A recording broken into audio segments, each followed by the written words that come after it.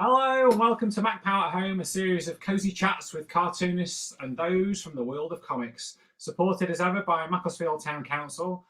Today, so far, thank you for watching the interviews so far. I hope you've been enjoying them. Had a really nice, diverse mix of creators, and I myself have found them really interesting. And today is going to be just as interesting, if possibly more. Today, my guest is the fantastic Lucy Sullivan. Now, I'm going to, as you know, I've got all my little tricks here, so I have to bring Lucy in, but I've got a little thing here as well that works. So let's do this. Here we go. We can hear this. There we go. We're bringing Lucy in to a round of applause. Thank you. All right, there you go, Lucy. Nice to see you. How are you doing? I'm okay. I'm all right. I'm here. Fantastic. The crowd cut off very quickly there. They're very well behaved. So they do what I say. So just like stop clapping now. Yeah.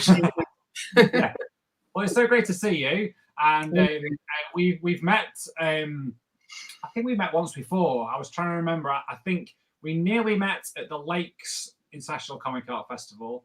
Yeah. I think we met at Thor Bubble. Is that correct?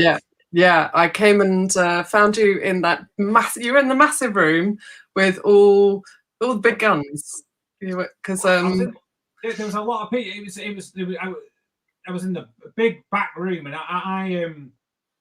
it was one of those ones where you think it was my first time doing it kind of well, I say properly.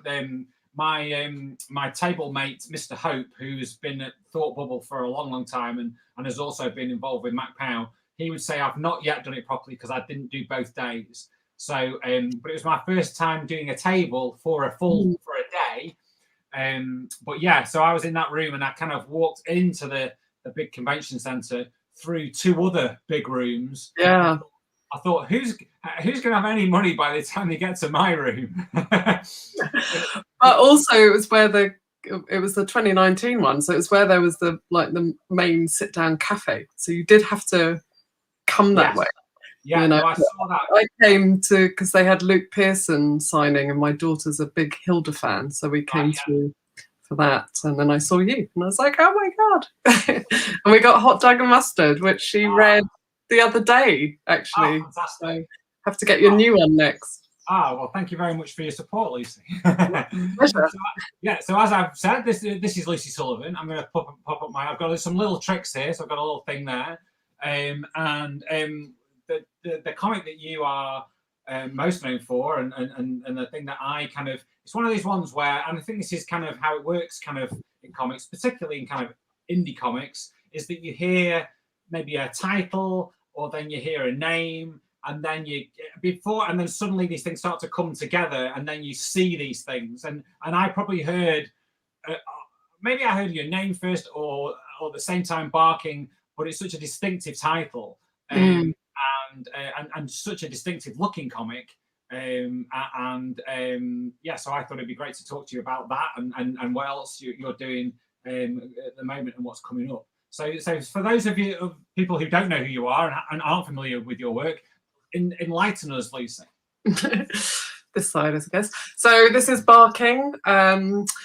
This is the current first edition hardback that was crowdfunded through Unbounce. It took quite a long time to crowdfund. It's a bit like Kickstarter in that obviously you're getting the crowd-sourced income, but it's really high rates. I had to raise, I think it was £13,000, but you don't have a time limit, so it takes as long as it takes, kind of thing. So it took me, I think, 2 years.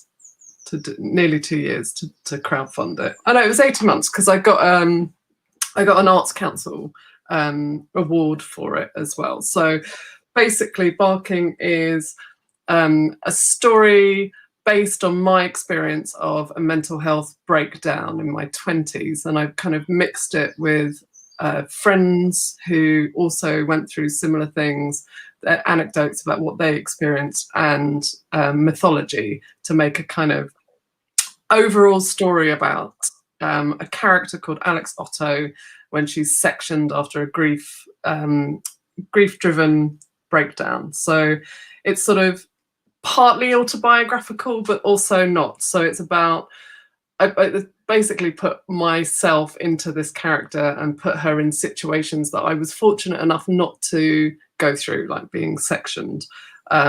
My friends were, and I kind of really wanted to talk about how they were treated and what happened to them and how badly I think I would have done in that situation. But I've done it all through the device of a character and obviously the black dog, which is which you can't see. I have to unfold it. So I thought I was being really clever doing a wrap cover, but you have to fully kind of reveal the black dog. But it's kind of creepy, but powerful. So you've got such a distinct style, and but something that really comes to mind when I see your work, and also probably in the use of the dog, is I think you've got a very sort of sit in the same world as the mighty Bill Sienkiewicz. Blimey, thank you. but I see that in your work, and also then with the connection of the dog. And then are you familiar with his classic run on the New Mutants, the Demon Bear saga? I haven't read it. It got someone else brought it up to me. I think it was David Dunlop, who does the art classroom, because he's extremely knowledgeable about all things comics, and he mentioned Sienkiewicz to me as well. And I have to admit, I read a lot of comics, but I don't read a lot of superhero comics, and I haven't read much X-Men. I think the closest I got was the 80s cartoon, which I liked a lot, actually. Okay. 80s or 90s? I can't. Probably late 80s, might have been early 90s. Early 90s. I think I was probably a teen when it was on, so that would have been early 90s.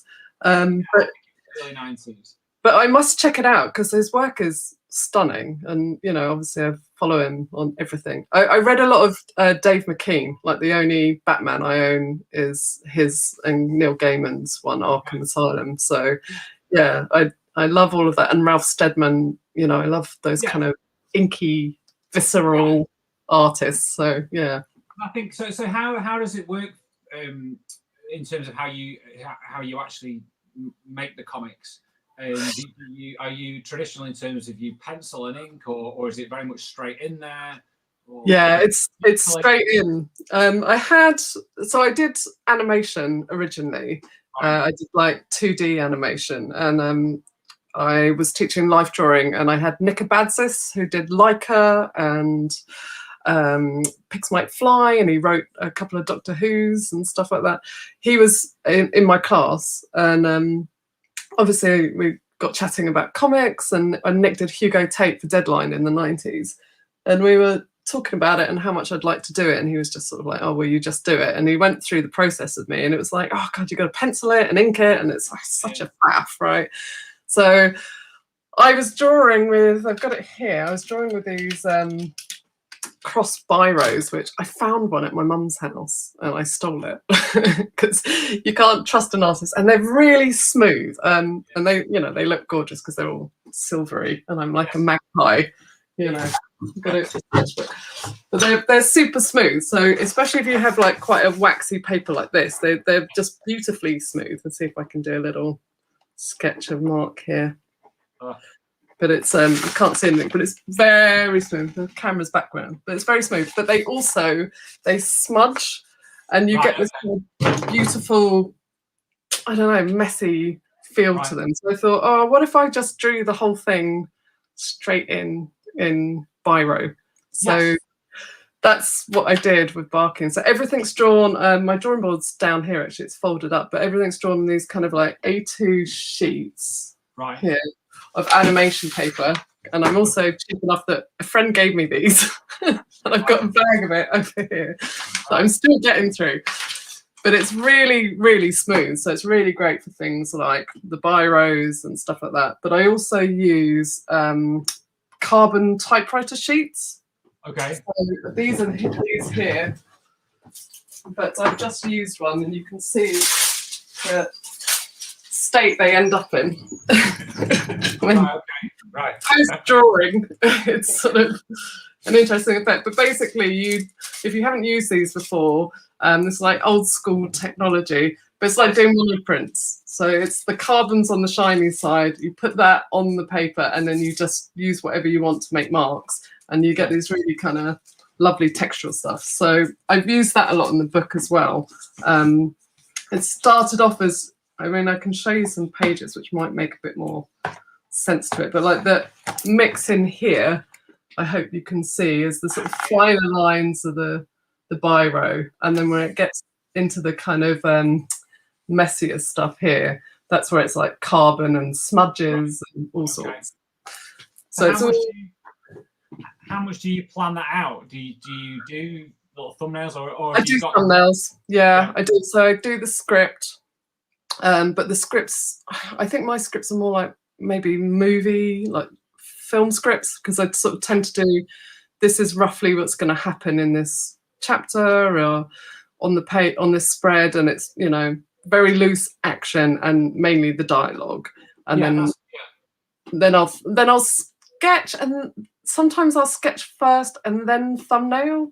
So I do it slightly backwards because I don't sketch to the panel size. I just kind of sketch quite freely because I always think I'm more an artist than a writer, and I know I can draw something that's much more visually interesting than I can describe it.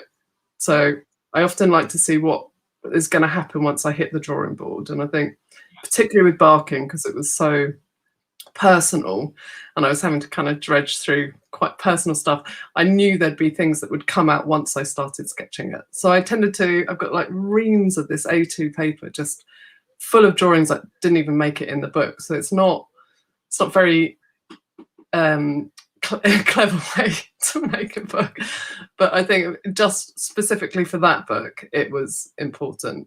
Whereas the one I'm working on at the moment, I'm thumbnailing per spread, and I've written it per spread, so it's much more structured. But yeah, for that book it was quite a weird process. So for something like that, then how do you know when it's finished?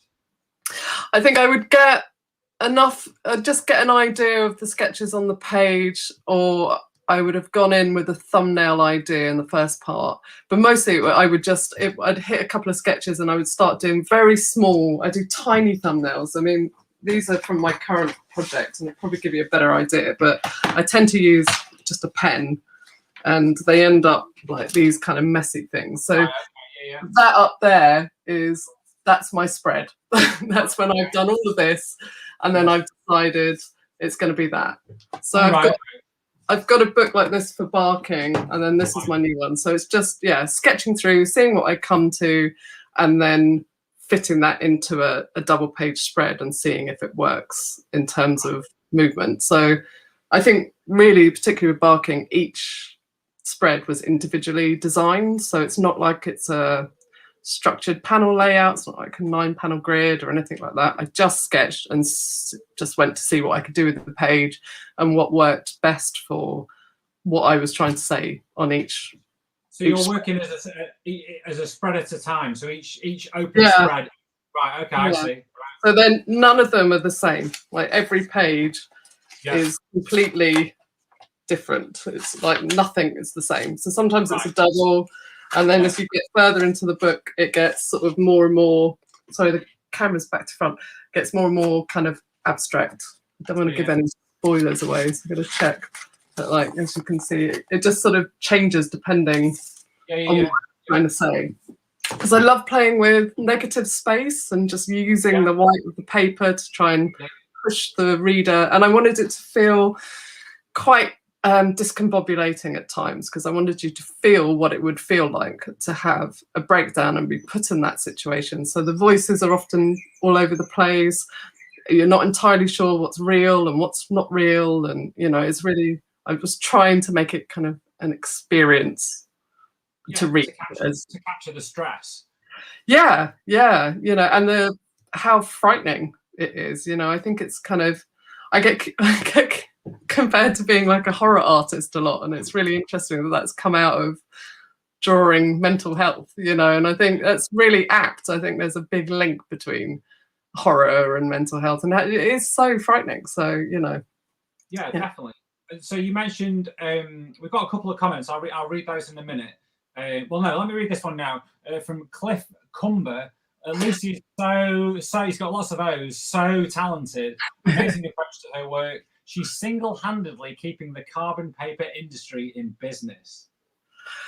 Yeah, I think I am. Yeah, thanks, Cliff. And I recommend it to people all the time. So, you know, I sort of feel like they should be, you know, giving me some freebies occasionally, just putting it out there. I don't even know that they still make carbon paper, because I see it as such a kind of like mid-80s kind of thing. I remember sort of used to go to work with my dad on a Saturday morning when I'd convinced him that we could go to the comic shop at Manchester University on the way home.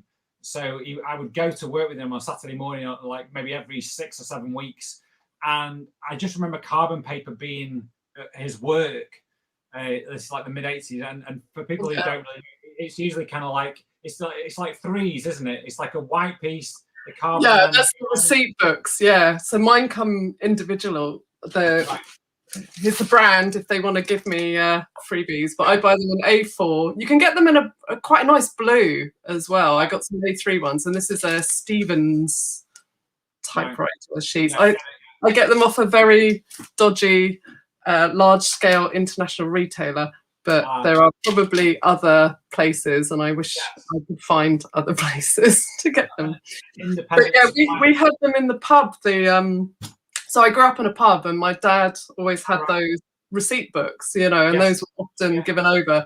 And it was amazing how often the people that use those receipt books, that the carbon bit just kind of, it just sort of disappeared or didn't quite, or you could slide something in between and, you know, give a receipt and not give a receipt. And you can see why they didn't quite last. No, definitely. And you mentioned before that Barking was funded by the Arts Council. In part, yeah. So had you been had you already started it, or did you get your funding and then start it, or? Yeah, I think it was about halfway through the crowdfunding, and went to the Lakes Comic Art Festival. So that would have been 2018.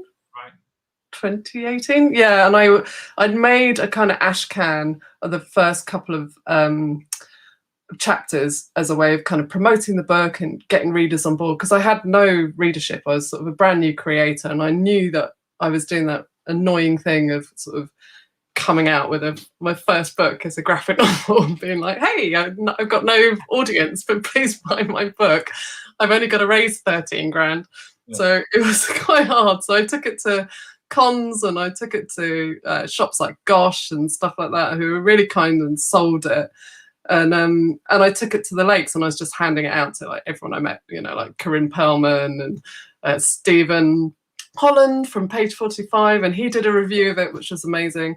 And Lizzie Kay, my editor, who runs Cast Iron Books now, she handed it to Julie Tate from the Lakes, and the Lakes always, every year they were putting money into a book to help it come to print, because they've got that publishing, and they came on board. So they donated 2.5 grand, and then both the Lakes and Lizzie said, look, you've got to go to Arts Council for the remaining fee. So it took me 3 months to do the application. I went, and that's like writing the same thing like 8 times. So Arts Council is amazing, and what they support is amazing, but it's a really tricky process. And I think, you know, I went to art school. I know how to speak the art school language in essays and all of that stuff. And it does seem weird that you're constantly just saying the same thing over and over again in these application forms. You're just repeating yourself constantly. But they just need that reassurance, and it's read by a committee, so you've got to just keep ramming home what your project's about. But it was really useful because it made me really assess the book and meant that I knew what I wanted it to do. And at that point, I'd only drawn like, I think 3 chapters, and I was going for funding to draw the remaining 6 or 7 chapters. And including that, I had to do an exhibition, a workshop, and then do lots of kind of public engagement to get my funding. So I did like a talk to a mental health network at Swiss Re. So that's the insurance company that built the Gherkin in London. So I was on like the 9th floor of the Gherkin talking to these really lovely people who have their own mental health network and stuff like that. And that was through one of the backers at Unbound. Daniel, he got me in. He was going to fly me to Zurich, to Swiss Re at one point, which they couldn't quite cover. And it's like, no, I'll take the talk at London. That's amazing. And it was awesome. And yeah, and did lots of things like Ladies Do Comics and went on lots of podcasts and stuff like that. But yeah, so I got the funding was to help print. It was my sort of 50% of the printing costs with Unbound. So it covered my exhibition and my side of the printing costs essentially. So once that was in, that took our total to 100%, and it meant the book can be printed essentially. So it's a really complicated process with Unbound, and I mean, I'm really glad I did it, but equally, I think I could have done a Kickstarter, and it would have been about 10 times less stressful. I wouldn't have done Arts Council and stuff, but you know. It's a lot of hard work, and I don't think people realise just what goes into self-publishing things and trying to raise the funds, because you know people can sort of fund their own projects, but if you want to be able to print, you've got your hardback, and how many pages is it, Lucy? It's like 120 all in, I think, or about 115 of artwork.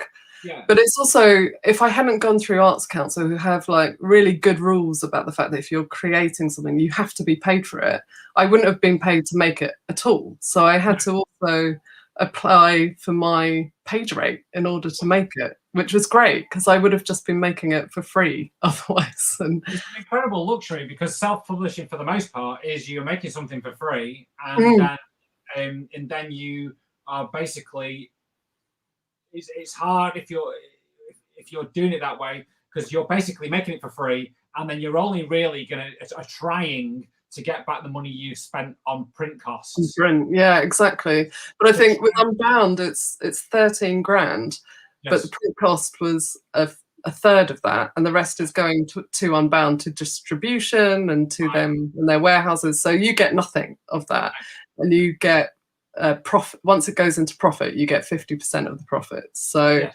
you know, it was really then a matter of, I got some money from Arts Council to make the book, which was amazing because I have a kid, and it meant that, you know, I could, my daughter was in school and I could get going with the book, and it was all fine, and I didn't have to feel guilty about, you know, taking time away. Yeah, well, it makes you feel like it's your job, and it motivates you in a different way. And I think that the real trick to self-publishing is, regardless of what the situation is to treat it like it's your job. You give yourself a deadline, you give yourself a time scale, and you give yourself rules as to when you are and aren't working on it. Yeah, absolutely. But that is tricky if you are doing it for free. So when you do get support that way, I was very lucky to get some funding from the Arts Council. So I know it could not be two different comics. But that's what's great about them. They fund everything. It really is. And you know, and so I know I've done since then done 2 other applications that didn't work. So it can go either way. Yeah. And as the Lakes told me, because they were the ones who helped me as well, you know, they are fantastic. Sorry, that's my doorbell. Your doorbell. Do you need to go and answer the doorbell? It's my book mailers being delivered, because I've got a load of books to sell, but I have said to leave it on the porch. So all right. I don't think anyone's going to nick them, you know. No. Oh, well, that's all right. That's okay. But yeah, so I know myself what goes into it, where you're trying to, in a way, convince somebody to give you some money for this thing. But once you get that money, you go, right, I'm now getting paid for it, because and I think this will be how it worked for you. You get the main bit first, don't you? You get the main amount of money first, but then they hold on to a tiny little bit. They hold on to 10%, and then you've got to kind of reapply for that. And I didn't get the whole of the 10%, because obviously I got the money. I think the main thing that legitimizes it is with like your family and stuff, like trying to explain to my mum who is a Kiwi. She's very kind of, so that's a New Zealander. She's very down to earth. She grew up on a dairy farm. Yeah. She came to London with my dad, who's Irish. They ran a pub, you know, like to say, yeah, I'm going to stop working, because I worked in bars most of my life and then I did my arts degree. Yeah. But to say I'm going to stop working, and I was teaching before I got pregnant, Right. but I'm just going to draw this book. She was just like, what? You know, how are you going to earn money? And you've got a child, and rah rah. And my partner luckily teaches animation, and he had a steady job. He got offered a permanent position, and he's my greatest kind of champion. So thank you, Stephen. You know, he was out sort of telling my mum off and saying, you know, you've got to just let her do it. It's going to be worth it, sort of thing. But having that money really meant that I could go, look, I've been paid by a body that you've heard of. You know, it's through the National Lottery. You know who that is. You play the game. So just trust me and let me make it. But yeah, I think the other thing though is you get the money, it helps you make it, but then you've got to sell the book, right? Because you've got to get, you've still got to get that money back. So then you become your next part of the job, which is this permanent promotional team, you know. And Lizzie, there was a load of cuts made at Unbound when I was printing the book. So Lizzie was one of the people to be made redundant. So I got left with no real support or anyone that understood graphic novels. So it's really been entirely down to me to sell it, you know. And it's a weird thing to be with a publisher, but also essentially a self-publishing, you know. So yeah, and that side of it is tough, and it's relentless, and if you're not, you have to sort of look at it as though if you're not talking about your comic, then no one else is going to be talking about it. Yeah, you've got to go on about it to the point of that people. It's just insane. Well, they buy it from you just to get you to stop talking about it. Yeah. And then you know you've done your job properly. Yeah. You've got to become a pleasant pest, and you've got to be. But it's so many things like finding reviewers and emailing reviewers, and if you're lucky, because something becomes a huge success when you can afford to stop talking about it, and everybody else is doing that. Yeah, absolutely. And then you get to work on another project, and then you've kind of got that behind it already, and people are keen to read what's coming next. So have you got any little information on what it is you flash? Yeah, well, I mean, so Barking's, the first edition is nearly sold out. So we did 1,500, and I've got the last few left. Well, I've got about 100 left to sell through my website, and then the rest are going for cons and stuff. And then I'm going to be having a chat soon with undisclosed people about the second edition. So I'm very excited about that. And it will be changing format and hopefully be a bit more accessible. Sorry, I'm in quite central London, so we get a lot of helicopters. Don't worry, it's all right. It's all right. Just let that pass. Yeah. I live, I'm like zone 2 London, so lots of helicopters. Luckily, there's no like major. It's not a major noise going on at the moment. But so the thumbnails I've shown you, that's for Shelter. So that's going to be my next comic, which is going to be a sort of supernatural kind of cautionary tale set in 1969 London. I've been trying to find a way to describe it, and I think it's kind of like Sexy Beast meets Buffy or Long Good Friday, because I want to sort of set it in the kind of London Irish community of Shepherd's Bush that my dad was from. Right. And within that community, there were, you know, obviously there were kind of criminals and gangsters and whatnot, and also alongside the kind of market traders and just people generally just living their lives. But you'd hear a lot about the men, but it was always the women that you had to really watch out for. It was the kind of the wives, the mothers, the grandmothers that, you know, you didn't want to get on the wrong side of. And yeah, I mean, that came up with like the craze, right? It was their mum that you really had to make sure you were sweet with, and you couldn't say anything about their mum. But I want to set it around the women of those world, and particularly the kind of immigrant Irish population, because the Shepherd's Bush in the 60s is one of those areas that actually really welcomed immigration. So it's this amazing mix of kind of Caribbean and Irish immigrants and Pakistani and Indian, and it was just this incredible kind of vibe. But yeah, I want to talk about that, and particularly the Irish bit. But it's a lot of fun. There's a lot of kind of supernatural stuff to it, and I'm trawling through sort of Celtic mythology and bringing lots of stuff into that. And is that a long form thing, or a smaller? It's 30 pages at the moment. So it's not super long. I'm going to kickstart it, and it sort of serves as a kind of prequel to my next long form idea.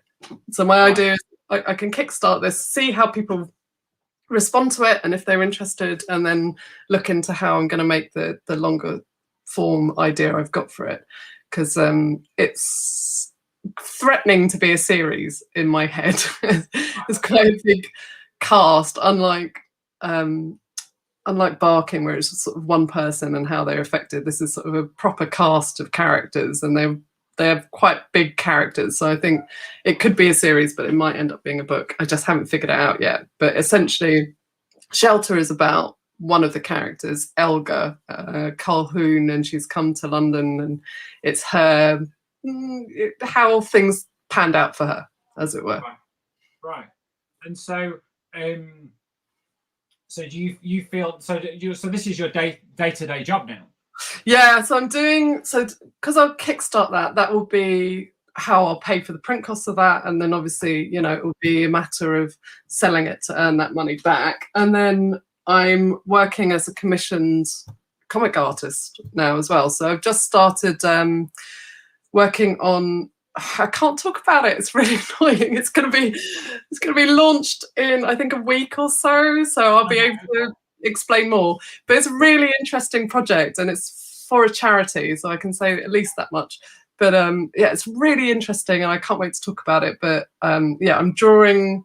I've just done the thumbnails for that, and then today I was doing some warm-up drawings to get ready for some final art tests on that. And it's going to be another kind of carbon approach, but I'm going to color it in Procreate. So I used Procreate to do Indexed with Fraser Campbell, which was like a sci-fi comic, and this was all done on. I can't get my hand on this. Back to front. You've got to go the opposite way. Right. Well, the weird thing is about this, Lucy, is that that everybody sees what you're seeing. So you're seeing it the right way, and everybody else is seeing it the right way, which is we're quite used to these days with the screen. Yeah. So you point it and it's in the right place, but no, you have to kind of point it in the wrong position. So I've held things up and it's just like, yeah, hang on.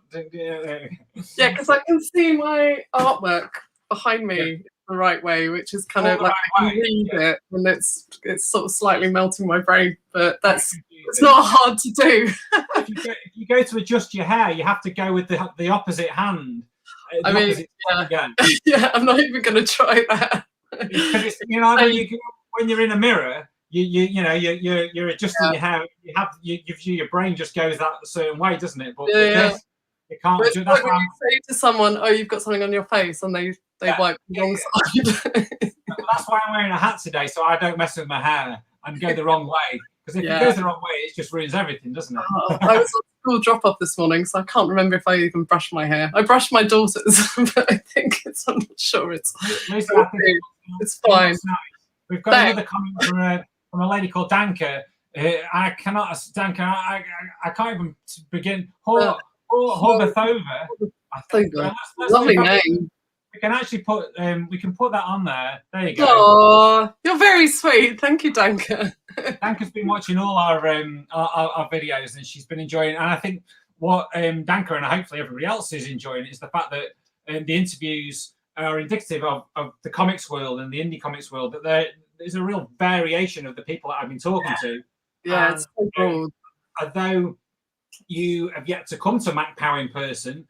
That is something that you were going to come last year, and then I think this year. So now we're aiming for next year. Yes.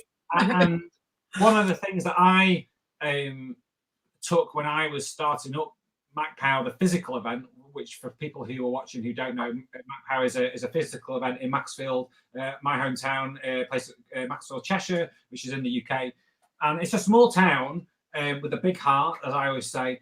And very arts kind of focused, But my thing with setting up Macc-Pow was I kind of because it is a small town, I was kind of known as the guy who made the comics, Sure. and which is a nice thing. And there he is! It's that guy who makes the comics. People would shout at me in the street. But I wanted people to know as well to do the event to show people, well, yeah, comics can look like my comics. Comics can also be cartoony but look like this. But then comics can look like the comics that you're making. And that Oliver Reese is making. I love that though, because you can go, especially when you go to a con, you know, like that Thought Bubble I met you at, it was the first time I took my daughter Frankie to a con, and I mean she found it a bit too intense because there's too many people. Yes. But it was amazing that she could walk out with a load of stuff that she wanted, and I could get a load of stuff that I wanted, and then my partner could get his stuff, and you know, and it's that kind of array in comics is extraordinary. You know, it's amazing how it can literally cater for everyone's tastes. You know, and be so accepting of every style. You know. Yeah. And I think even more so now, I think people are really sort of jumping on that because it's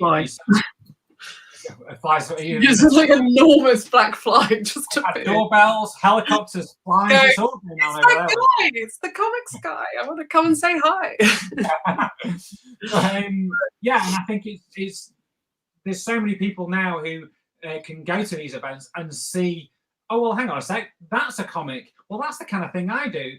But I didn't realize that would sit in the comics world. Well, maybe I can make comics, and then maybe I can then do a short print run, and then maybe I could go to one of these events. And I think and you can, you know, that's what's brilliant. And especially with, you know, obviously Thought Bubble's massive, and they are lovely at taking smaller press, low run books and creators and putting them next to, you know, your John McCrae's and your big guns, you know. And I think that's where it's brilliant. But there's also lots of like really small kind of zine festivals and stuff like that you know, I'm doing Hackney in September, and it's a Hackney Comics art festival, and it's going to be entirely online. But when it's back in the real world, it's just, you know, there's people just selling zines that they've done on their work photocopier and stuff like that. And I love that. And comics are so accessible.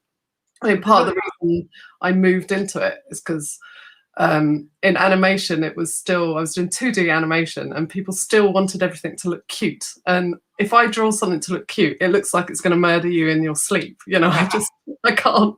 I've tried, and my daughter's always like, "Oh, draw me a unicorn." She's like, "Oh my God, is that your unicorn?" maybe there's something in that as well. Maybe that, you know. I can't do it. I can do. I don't know. I think everyone has a natural way of drawing, and mine just is quite kind of visceral, and it's a bit creepy, and I can't. It's not even on purpose. It's just how I draw. And I think with animation, it was a real struggle to try and produce something that people would like, and and make it cutesy and stuff. And I just couldn't do it. And then I, tried comics, and I thought the bonus with comics as well is I'd be completely in charge. I wouldn't have to have a director or a producer or anything like that. I'd be able to just kind of make what I wanted to make.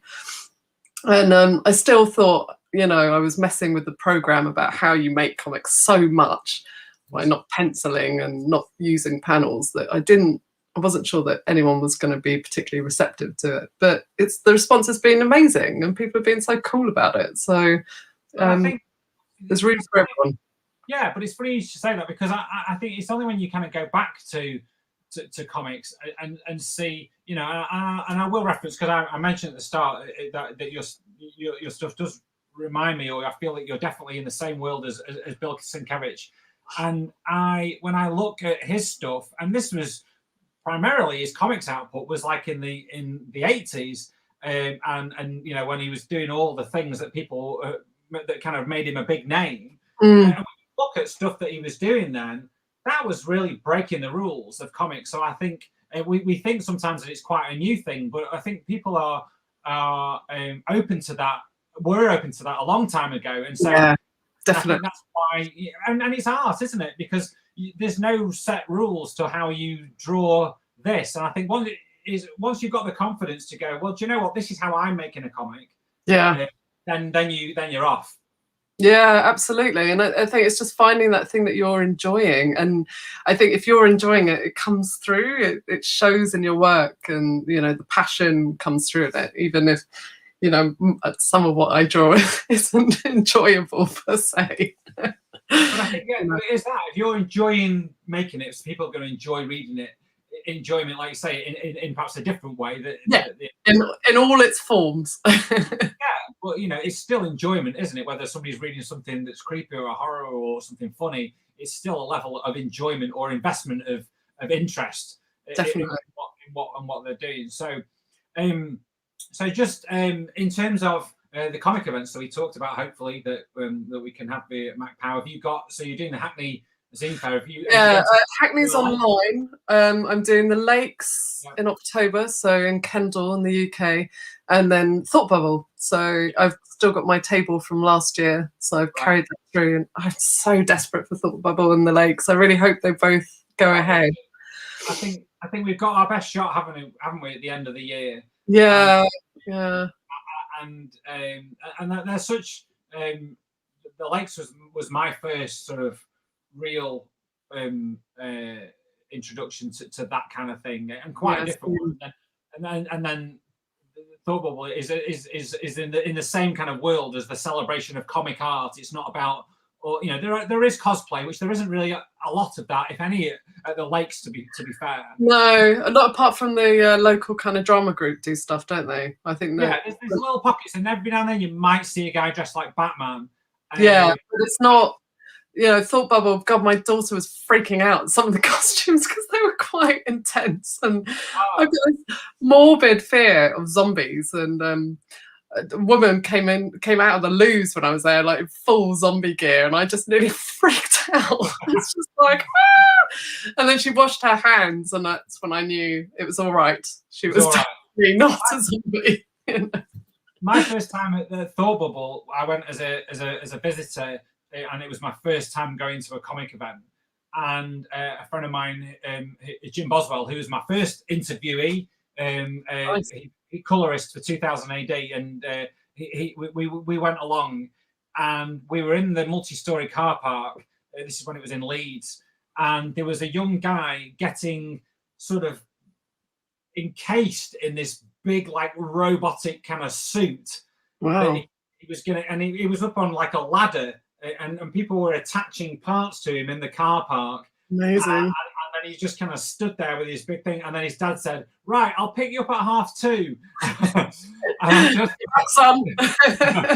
was such a weird. I just remember standing there and kind of, my friend took a picture of me because I was kind of looking around going, "Wow, this is incredible. Just look at all these comics. This is amazing." It's amazing.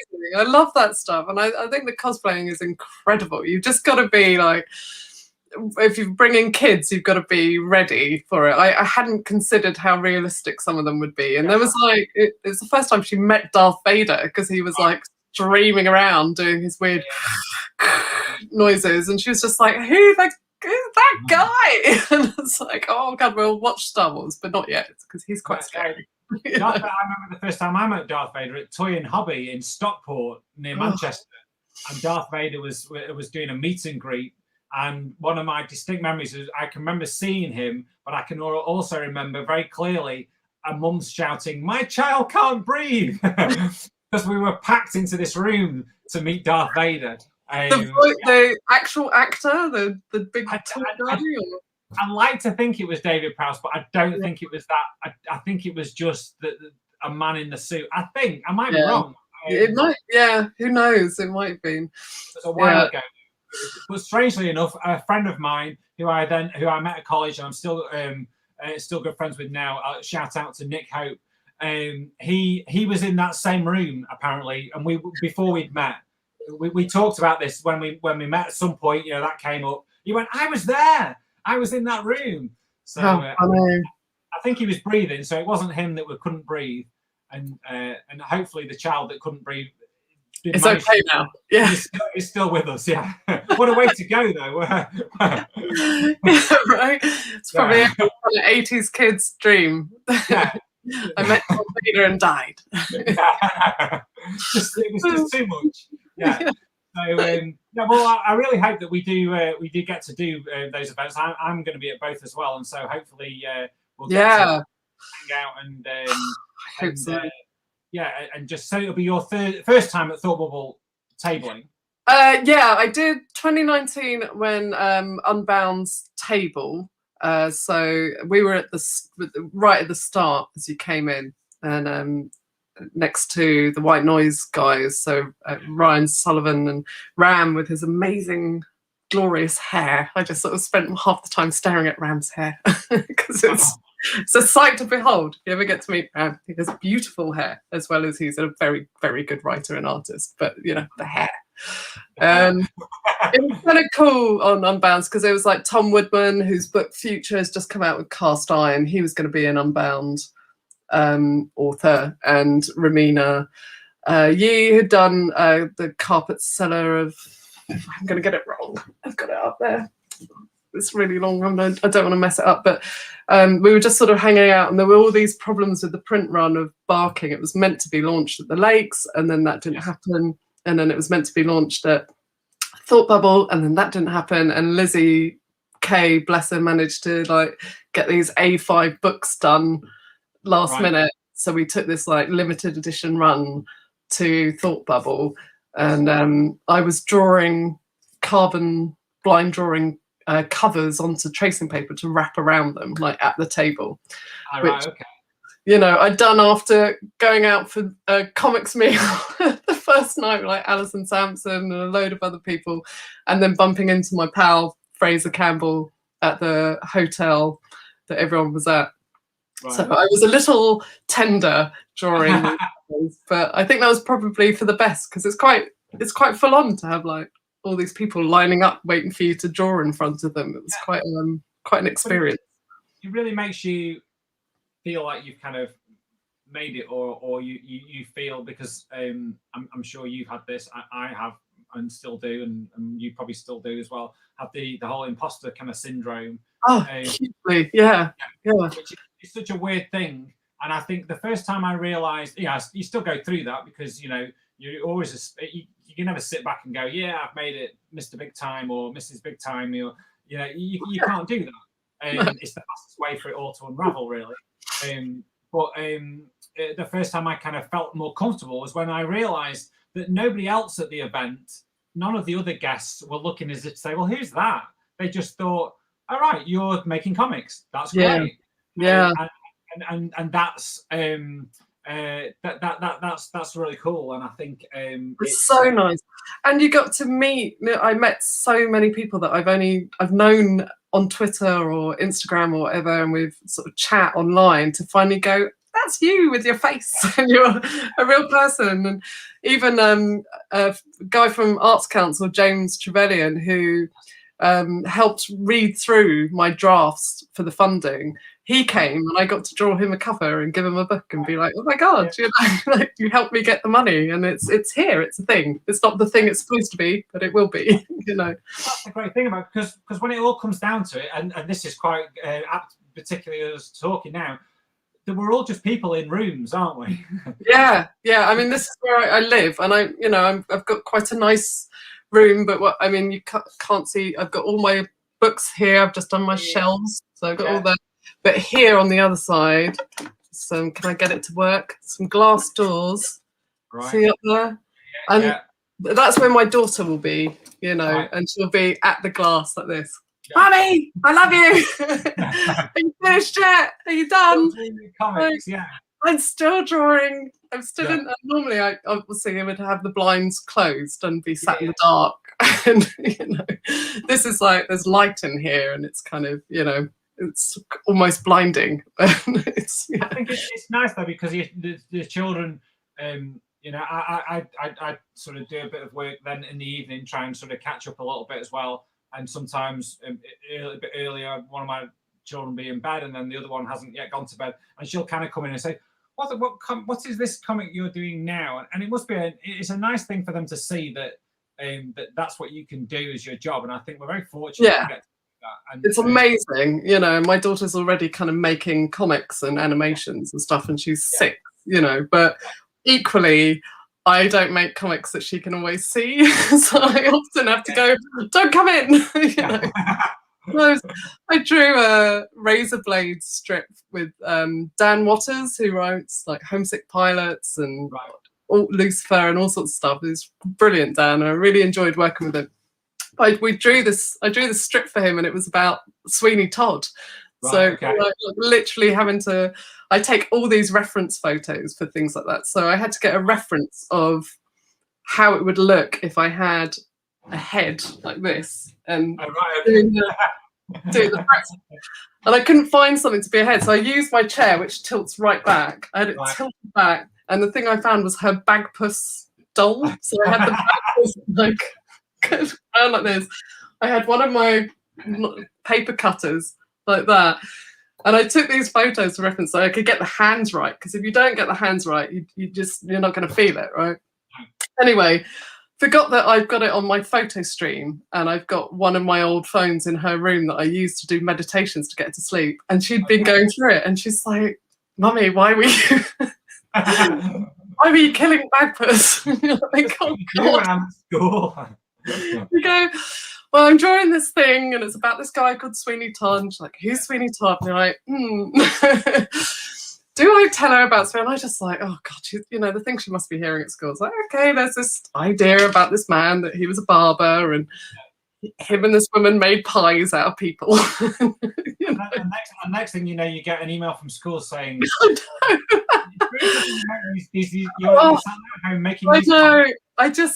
worry about it all the time, like what she's going to say. And she loves one of the ones I drew a cover for Steve Thompson's series Hey Don't Go, which is this amazing kind of space opera about this really cool Mexican singer, and it was so much fun. And I wanted to draw her singing, so I went in the bathroom, I put this kind of wrap on my head and took a picture of myself and my daughter's like Playmobil microphone like fully in pose, and it's like Frankie's favourite photo of me. She's just like, let's look at the picture of you with the microphone. It's like, at least she could see that one. Yeah, well, that's true. Well, Lucy, I've been putting up your web link as well at the bottom, so people can go to that link and they can buy your stuff. Yeah, you can see the picture, the end result on there, but not the reference photo. I'll do a thread one day of all my ridiculous reference photos, but I'll have to have a warning about, danger to Bagpuss. They can order barking from that web link. Yeah, the last lot of the first edition hardbacks, and I post worldwide. I do it kind of once a week. I've also got indexed. The sci-fi, I'm really pleased with that. I've got these risograph versions of my 1 in 4 zines, which come in 4 lovely colours, and each one kind of folds out to a print. So they fold out to a kind of, am I going to get this the wrong way? That way. A3 print. And I've got a load of my How to Build a Free Woman zines. So these zines are like for part of every project I make zines. So the 1 in 4 zines were to go with barking, and these will be to do with shelter. And this is just a set of zines exploring just growing up as a woman, and they're intersectional. I am not a TERF. There's even one that's about intersectionality, because I think that all women are women, and that includes trans women. So yes, take that, JK monster, she who will not be named. But those zines, they're a set of 8. They're all folded in a little box over here. But yeah, just have a look, and there's stuff on my site, and I try to update it, but I think generally it's better to find me on like Twitter. Yeah, and on Instagram as well. So where will we find you? What's your Twitter? At Lucy Sullivan UK. That's it. Okay. So for everything, Twitter and Instagram. Right. Okay. Twitter and Instagram. Fantastic. Yeah. And the UK is not. I'm not a Brexiteer. There was just this awful book written called Lucy Sullivan is Getting Married, and it means that my name is. It's connected to that. It's connected to that, and I can't get hold of it. So I had to put UK on, which I felt really uncomfortable with, because I'm from Irish Kiwi background. I'm first generation British, so I'm really like Lucy Sullivan UK. I know. I feel like going, but not really. Well, It's been so nice talking to you and seeing you again. And I know I'm really looking forward to seeing you. Fingers crossed. We're crossing all our fingers for the Lakes and then Thor Bubble. And then I really hope then I can welcome you to Macclesfield next summer. I hope so. Because I think the spirit of what you're doing and how you're doing it is just, even for a small event, is just what I wanted to show people, that comics really are this incredible thing that can look so different, which is really inspiring to other people, young and old, who might think, I draw like this. Surely I can't call myself a cartoonist or a comic creator, and they're wrong, because they can. Yeah, everyone can. Yeah, absolutely. So Lucy, thank you so much for your time. Is there anything you would like to end on, Lucy? Have you got anything specific you would like to tell everybody that's watching? If you want to tell... Thanks for joining in, and especially people that got involved with the comments. I really appreciate it. And yeah, thanks for having me. I really hope to get to see you for real at some point. We're ending out on the round of applause. Yeah, so nice to see you, Lucy. Take care. Stay well. Thank you very much. Bye. Bye. Oh, fantastic. So that was Lucy Sullivan. I'm sure you'll agree, Lucy. I'll leave her web address there on there in case you were you still want to go out and buy her comic, which I think you should do. I strongly encourage you to buy Barking. Yes, so that was Lucy. This video, if you're watching this on catch up, hello. Thank you for joining us. Thank you for watching. This will be streamed. It's been streamed to the YouTube channel and will be there for as long as as I keep it there, which will be forever. So it's easy to share around as well. So please do that and watch again. And this coming Friday, I shall be talking at 2 p.m. UK time to, now hopefully I'm getting this right, Yana Murashima, who is a literary agent for comics, which is really quite exciting. She has a thing called Kids Comics Unite, and we're going to be talking about getting your graphic novels out there, and that's going to be really fantastic, really interesting listen, interesting watch, listen, you know what I'm talking about. So yes, so until then, thank you so much for joining me, and I will see you next time. Thank you. Oh, and as always, sponsored by Macclesfield Town Council. Big huge thanks to them. So thank you very much. Take care. Thank you to Lucy again. Bye bye.